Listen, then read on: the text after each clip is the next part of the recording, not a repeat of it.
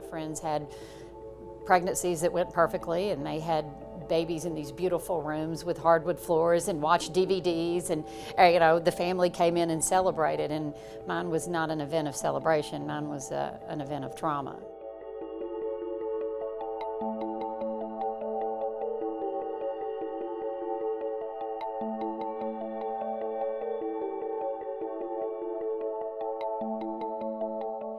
We found out that I had been in diabetic ketoacidosis, which is where my blood sugar was too high for too long, and I ended up in the HARPU unit, which is the high-risk perinatal unit. I figured I would walk out and be a mom. I was terrified. I had no idea what I was walking into.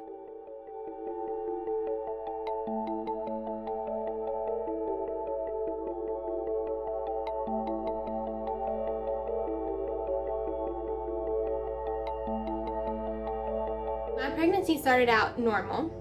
We found out that Brooks was a boy about 17 weeks into pregnancy, and we were very excited to have our first. About 20 weeks, so halfway into the pregnancy, we found out that he wasn't growing correctly.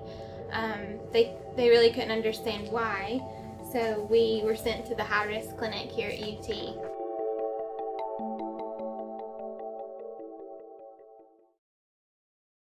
Infant mortality has long been a public health priority in Tennessee and for the rest of the country as well.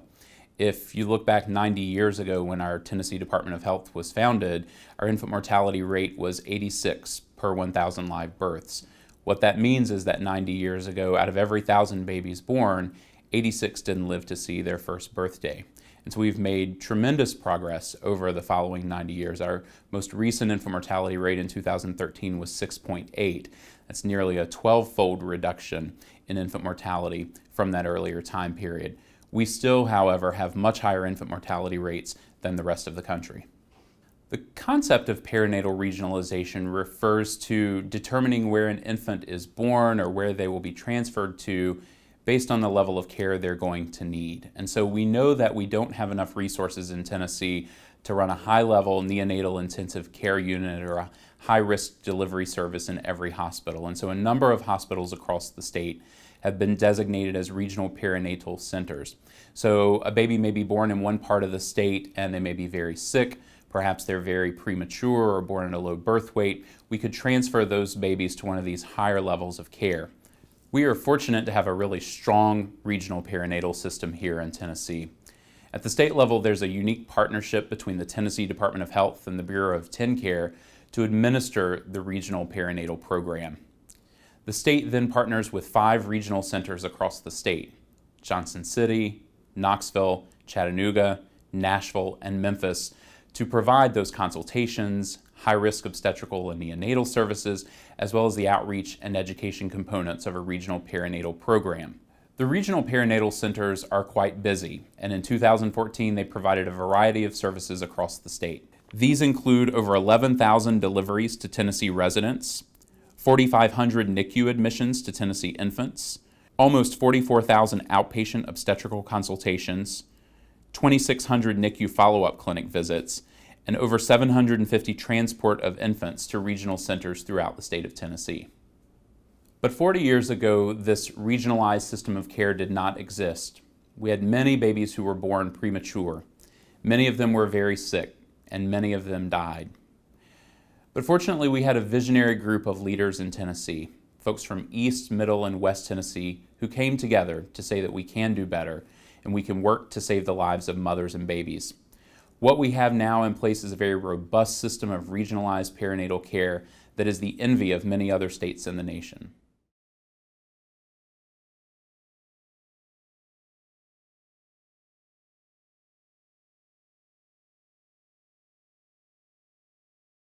I came to Vanderbilt as a new nurse graduate, going to a nursery where I thought I would be taking care of healthy babies. And this was in 1968. Shortly after I arrived and after I was oriented, I learned that we were beginning to do treatments of babies who had prematurity and also babies who had certain birth defects. And I was then in that role taking care of more of these babies and helping other people take care of these critically ill babies.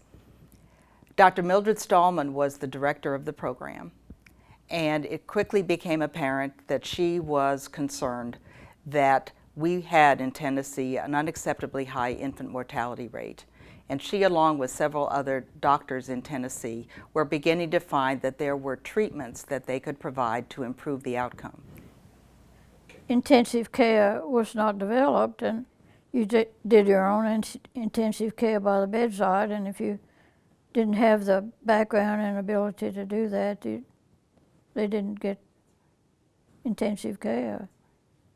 And lots of babies died because they simply were not in a hospital where somebody knew what to do or had the equipment to do it with.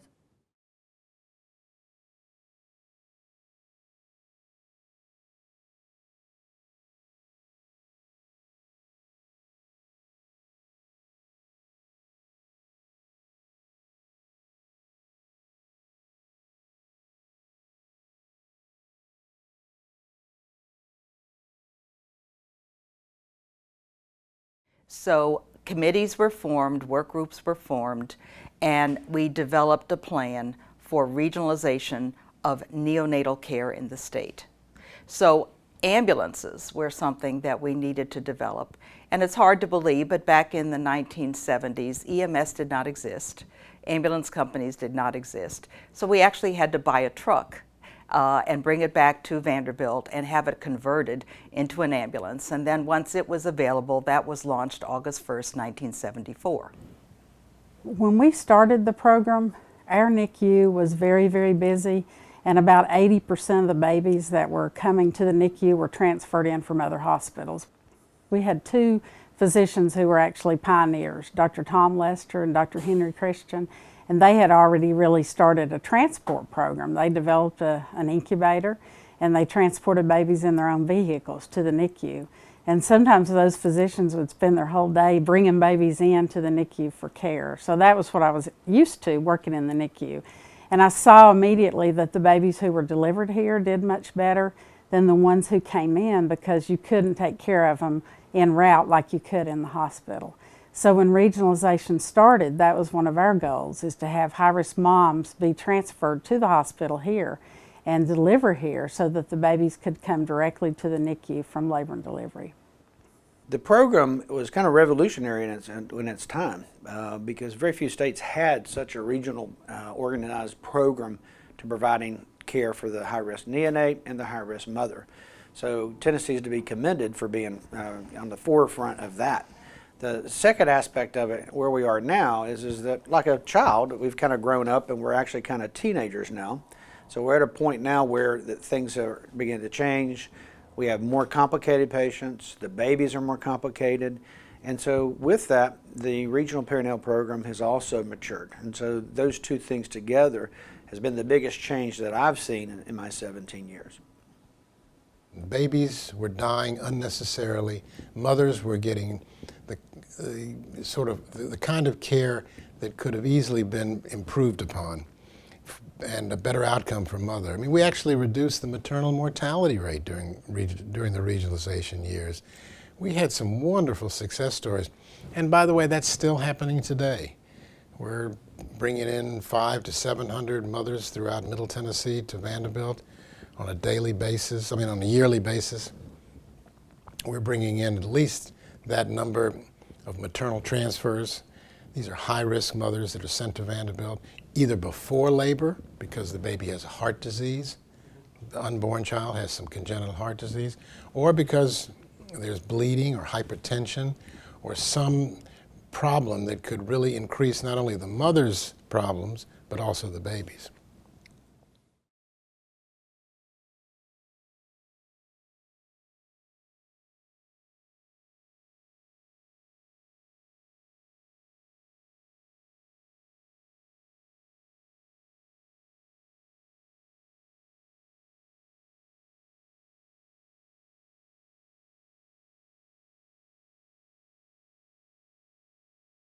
I think there are many studies around the nation that showed regionalization of perinatal care improves neonatal outcomes. These studies go back to the 70s onwards. I think what it does is it provides for appropriate level of care at appropriate place for these newborns. We traditionally look at these babies and moms at 3, now 4 levels of care. And so by having various levels, it provides for economy of services so that we don't duplicate expensive services at many hospitals. So it provides value for us.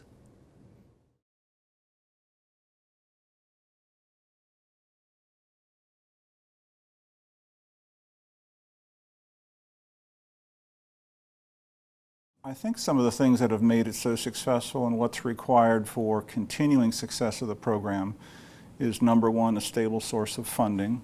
And I think one of the messages to get across to everyone who deals with funding in Nashville, and I know times are tough and healthcare is changing left and right, is that none of the perinatal center funding dollars go directly towards patient care. Other things that are required to make it and keep it successful would be we have to be able to provide a consistent service across the state. We really can't have any gaps in service provision. And again, service, I'm not talking about direct patient care. I'm talking more about our educational role in assisting the state. I mean, we have to be there as a resource that's ready to go anytime the state has a new project that they think may benefit perinatal outcomes.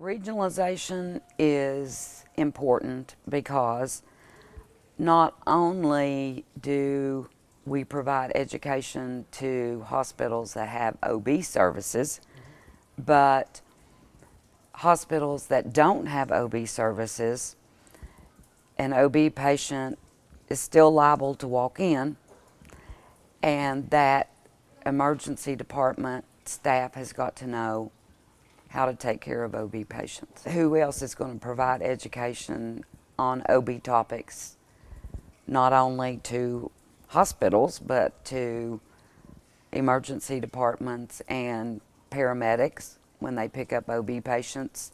They don't know how to take care of them. And so because of our services, we can educate them. The Regional Perinatal Center is a great value because it provides care for high-risk mothers and babies. It also provides consultation and a referral source for physicians and other healthcare providers, and it provides education. I think the reason the program has been so successful and so well admired and supported here in Tennessee is because it's a win-win situation. It's been good for individual doctors not only to have a place to send their patients, but also to have a way to call and talk to somebody. We hear a lot about transport and referral. I don't think we hear nearly as much about the value of consultation. But sometimes I think that's a huge value to a doctor somewhere. For him to be able to call and say, this is what I see, this is what I think, this is what I'm going to do, what do you think about it? And either have somebody say, yeah, it sounds to me like you're right on it, that's exactly what I do too, or to say, well, what about looking for this, checking for this, maybe we could do this too. So it's really nice to be able to get some advice. The perinatal regional program has been a lifesaver for many of our patients. For us as well as providers, we have had a long-standing relationship with the group out here, and they've been our link. That itself has been just one of the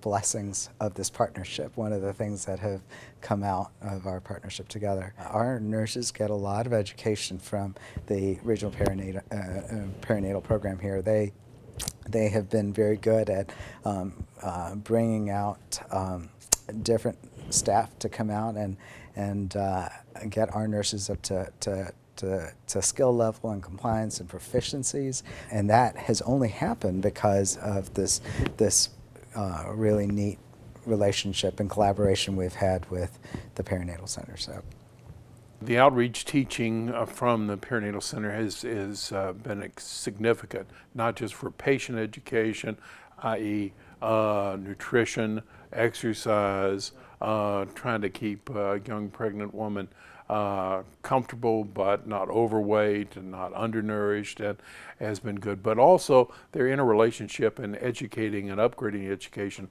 of the nurses and the medical staff here. We are still rural Tennessee, and we still tend to think in small circles, and that's good.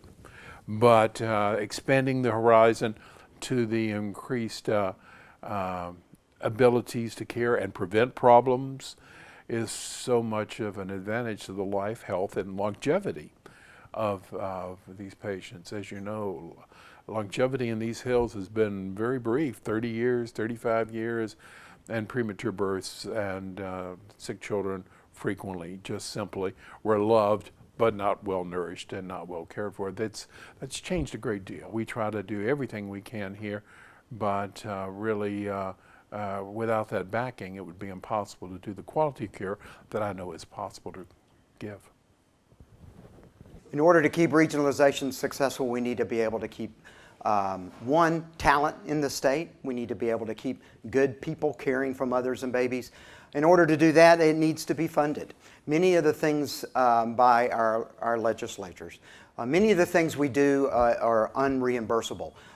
Having social work care, having nutritional care, being able to put on educational things for physicians and nurses across the state.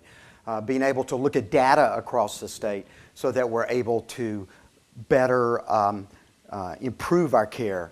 All of that is non-reimbursable through hospital monies. So in order to be successful, we need to continue its funding.